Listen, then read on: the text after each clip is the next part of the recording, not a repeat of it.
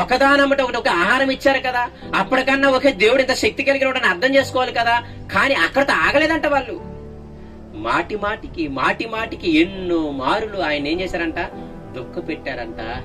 ప్రతిసారి ఆయన్ని టెస్ట్ చేస్తూనే ఉన్నారంట, శోధిస్తూనే ఉన్నారంట, పరీక్షిస్తూనే ఉన్నారంట.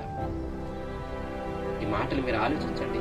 ఇవి చదువుతున్నప్పుడల్లా అయ్యో నా హృదయాన్ని నేను కాపాడుకోవాలి, నా హృదయాన్ని నేను కాపాడుకోవాలి. ఇజ్రాయేలేమే మనకంటే కూడా అంత పాపాత్ములేమి కాదు. ఆ ఇజ్రాయెల్ స్వభావమే ఈరోజు మనలో కూడా ఉన్నది. ఆ ఇజ్రాయెల్ స్వభావమే ఈరోజు చాలా మంది చూస్తున్నాము. అందుకే అంత్యదినంలో ఆయన అన్న మాట ఏంటి తెలుసా, కృతజ్ఞత లేని వారు ఉంటారు. పైకి భక్తి కలిగి దేవుని శక్తిని ఆశ్రయించిన వారు పూర్వుడి తెగలున్నాయి. ఎప్పుడున్నాయంటే అప్పట్లోనే కాదు, అంత్యదినాల్లో ఉంటారంట. అంటే యేసయ్య వచ్చేంత వరకు కూడా ఈ గుంపు ఎక్కడికి వెళ్ళదు, ఉంటారు వాళ్ళు. దేవుణ్ణి మాటికి శోధించేవాళ్ళు, మాటికి అడిగేవాళ్ళు. ఒకే శోధించి ఒకసారి కార్యం చేసినా సరే ఇప్పటికన్నా లోబడి, ఇప్పటికన్నా తనకి ఇష్టంగా బ్రతుకుదామని ఆశపడక ఎన్ని మారులు ఆయన్ని మాటికి దుఃఖ పెడుతూ, మాటికి పరీక్షిస్తూ వాళ్ళు ఉంటున్నారంట. ఈ పదాలు మీ హృదయంలో లేకపోతే మీరు చాలా ఇబ్బంది పాలవుతారు. మన హృదయం కూడా అటువంటిదే. మనకు ఒక జ్వరము, వ్యాధో, బాధో వచ్చినప్పుడు ఎంతగా ప్రార్థిస్తాము, ఎంతగా ఏడుస్తాము, ఎంతగా వాక్యాన్ని చదువుతాము, ఎంతగా దేవుని వెతుకుతాము. అది మనం కన్నీరుగా వచ్చి ప్రార్థన చేయగానే దేవుడు ఇవ్వగానే ఆ శ్రమ వచ్చినప్పుడు వీళ్ళు చేసినట్టు హృదయపూర్వకంగా ఎదుగుతాం దేవుణ్ణి. వాళ్ళు కూడా హృదయపూర్వకంగా ఏం చేశారంట, దేవుణ్ణి వెతికారంట. కానీ కొన్ని రోజులు అయిపోగానే ఏమైపోయింది, మళ్ళీ స్థిరము లేని హృదయం వచ్చేసింది. మళ్ళీ కాలంలో ఏం అయిపోతున్నారు, కాలక్రమంలో కొట్టుకెళ్ళిపోతున్నారు. మళ్ళీ లోక ఆశలు అంటించుకుంటున్నారు. మళ్ళీ లోకస్తులు ఎలాగైతే ధనం మీద, మనుషుల మీద, వాళ్ళ మీద ఆధారపడతారో, లోకస్తులు ఎలాగైతే దేవుని మాటకి భయం లేకుండా వాళ్ళు ఎలాగైతే ఆ ఎంజాయ్ చేస్తూ బ్రతుకుతారో, మనము కూడా వాళ్ళంతా చేయకపోయినా సగమని చేస్తూ ఉంటాం. ఇదంతా ఎందుకు కీర్తన గ్రంథంలో ఇంత అనుభవాలు రాయించాడు అంటే, మన హృదయం కూడా అటువంటి హృదయమే, మన శరీరం కూడా అటువంటి శరీరమే. వాళ్ళదేమో దేవదూతల శరీరం కాదు, వాళ్ళదేమో పాపాత్మల శరీరం కాదు, మనదేమో దేవదూతల శరీరం కాదు. మనదేమో దేవదూతల శరీరమా ఏమైనా పాపం చేయకుండా ఉండడానికి? కానీ మాటలు చదువుతున్నప్పుడల్లా ఎంత దౌర్భాగ్యులు ఇజ్రాయేలుడు, అయ్యో ఎంత దౌర్భాగ్యుడు నేను. దేవుని శక్తిని మనం సరిగ్గా ఆశ్రయించలేకపోతున్నాం. దేవుని శక్తిని ఆశ్రయించకపోవడం అంటే, కృతజ్ఞత లేకపోవడం అంటే అర్థం ఏంటి తెలుసా, మీరు దేవుని పరీక్షిస్తున్నారని, ఆయన మీరు టెస్ట్ చేస్తున్నారు. ఇది ఇవ్వగలడా, ఇది ఇవ్వలేడా, ఇది ఏం చేస్తాడు ఆయన. ఇంకొక చోట ఎక్కడ ఉంటుంది తెలుసా, దేవుడు ఏం చేస్తాడని పరీక్షించాలనుకుంటాం. ఈ పని చేస్తే దేవుడు ఏం చేస్తాడో చూద్దాం.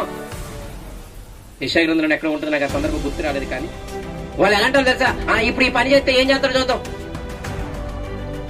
దేవుడు అన్నాడా లేదా, అయ్యా మీరు పాపం చేసినప్పుడు మిమ్మల్ని శిక్షిస్తానని. ఆ మాట నిజమో కాదని పరీక్షిద్దాం అనుకున్నాను. కాబట్టి నేను పాపం చేస్తాను, నిజంగా అప్పట్లాగా మనల్ని శిక్షిస్తారలే చూద్దాం అనుకున్నాను. ఎంత బుర్రలేని తను. దేవుడు వాక్యం అది సత్యము కదా, ఆయన మాట మారని వాడు కదా, ఆయన అబద్ధం ఆడనేరని దేవుడు కదా, ఆయన పక్షపాతము లేనివాడు కదా. మరి వాళ్ళని విడిచిపెట్టినప్పుడు నిన్ను నన్ను ఎలా విడిచిపెడతాడు?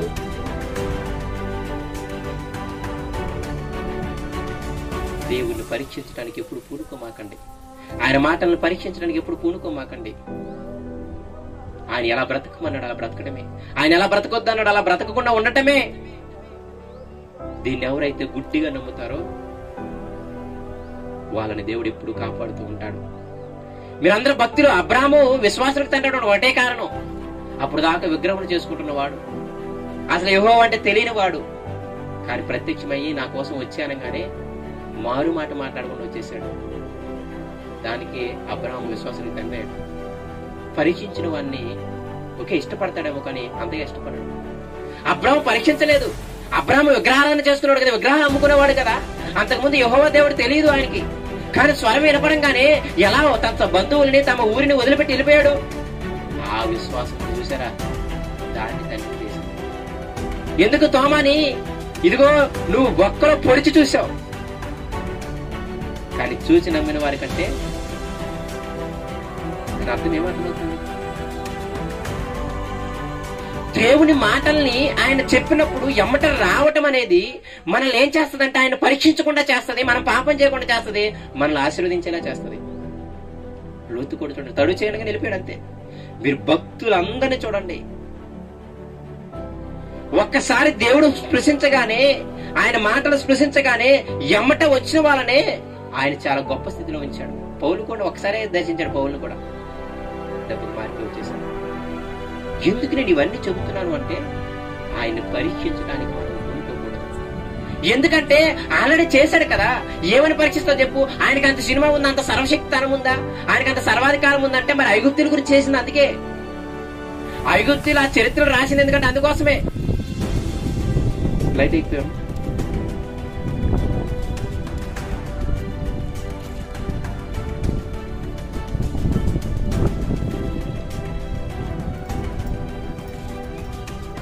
కాబట్టి వాళ్ళు ఆ మాటలు మళ్ళీ మీరు ఇంటికి వెళ్ళిన తర్వాత ఒక్కొక్కరు ఒంటరిగా ఈ అధ్యాయాన్ని చదవటానికి మీరు పూనుకునండి. మాటి మాటికి దుఃఖ పెట్టారంట, మాటి మాటికి శోధించారంట. తర్వాత మాట చూడండి, 42వ వచనము. అలా చదువుతుంటాను, మీరు ఆలకించండి, సరిపోతుంది మీకు. ఆయన బాహుబలమునైనను విరోధుల చేతిలో నుండి ఆయన తమ్మును విమోచించిన దినమునైనను వారు ఏం చేసుకోలేదంట? స్మరణకి తెచ్చుకోలేదంట. ఇంకా ఐగుప్తులో తన సూచక్రియలను, సోయన క్షేత్రమందు తన అద్భుతములను ఆయన చూపిన దినమును వారు ఏం చేసుకోలేదంట? జ్ఞప్తికి తెచ్చుకోనలేదంట. ఐగుప్తీలు త్రాగలేకుండా నైలు నది కాలువలను వారి ప్రవాహ జలాములను ఆయన రక్తముగా మార్చెను. ఆయన వారి మీదకి జోరీగలను గుంపుగా విడిచెను అని వారు ఏం చేసుకోలేదంట? వారిని తినివేసెను. కప్పలను విడిచెను, అవి వారిని నాశనము చేసెను. ఆయన వారి పంటను చీడపురుగులకు ఇచ్చెను, వారి కష్టఫలములను మిడతలకు అప్పగించెను. వడగళ్ల చేత వారి ద్రాక్ష తీగలను, హిమము చేత వారి మేడి చెట్లను ఆయన పాడు చేసెను. వారి పశువులు వడగళ్లు పాలు చేసెను, వారి మందలను పిడుగుల పాలు చేసెను. ఆయన ఉపద్రవము కలుగజేయి దోతల సేనగా తన కోపాగ్నిని, ఉగ్రతను, మహోగ్రతను, శ్రమను వారి మీద ఏం చేశాడంట? విడిచాడంట. ఎలా జ్ఞాపకం చేస్తున్నాడు చూసారా? అయ్యా మీ పితరులు ఎంత దరిద్రుడో తెలుసా? దేవుడు ఐగుప్తు దేశంలో అన్ని తెచ్చి చేస్తే వాళ్ళు స్మరణకి తెచ్చుకోలేదంట, వాళ్ళు కేవలం జ్ఞప్తికి కూడా తెచ్చుకోలేదంట.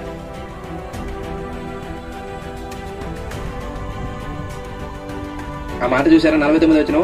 ఆయన ఉపద్రవము కలుగు చేయు దూతల సేనగా తన కోపాగ్నిని, ఉగ్రతని, మహోగ్రతను, శ్రమను వారి మీద విడిచెను.